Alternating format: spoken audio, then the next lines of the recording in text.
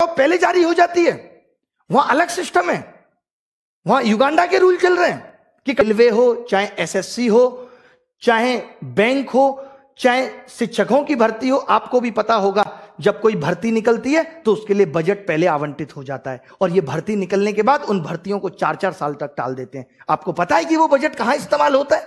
कभी सोचा आपने? भर्ती निकलने से पहले बजट आवंटित हो जाता है। उसके बाद जो उतने लोगों की 4 साल में शिक्षक भर्ती मुश्किल से हुई यूपी में, और उसके बाद 28,000 पद आज भी रिक्त हो गए।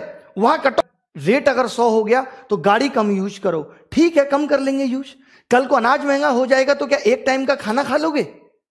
ये बोल दोगे फिर तो तुम कि एक टाइम का खाना खा लेना? क्या गलत को गलत नहीं कह सकते? युवाओं की जवानी पढ़ते पढ़ते निकल रही है और नौकरी नहीं मिल रही, इस तरीके का सिस्टम हो गया है। क्या युवा प्रश्न पूछकर गलती कर रहा है? आज बेरोजगारी चरम पर है, और अगर हमने तेज आवाज में ये कह दिया कि रोजगार दो, उसके बावजूद भी कोई मीडिया चैनल इसको दिखाने को तैयार नहीं है, बल्कि हमें गलत ठहराया जा रहा है, हमारी आवाज को दबाने की कोशिश की जा रही है। एक कानून उन मीडिया चैनल्स के लिए भी बना देते जो टाइम पास कर रहे हैं पिछले 4 साल से, जिसको लोकतंत्र का चौथा स्तंभ कहा जाता था।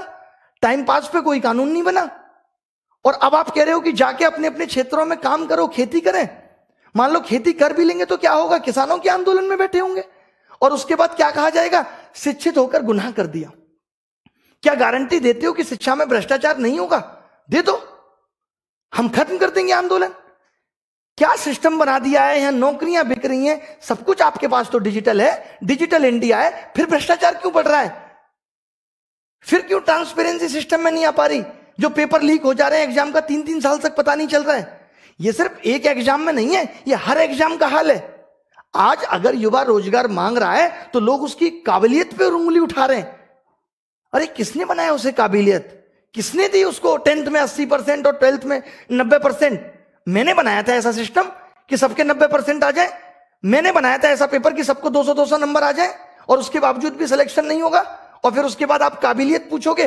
पीएचडी करके आदमी चपरासी का फॉर्म भर रहा है, और आप कह रहे हो कि लोग काबिल नहीं है इस देश में। और आप कह रहे हैं कि काम से रोजगार मिलता है, मांगने से नहीं।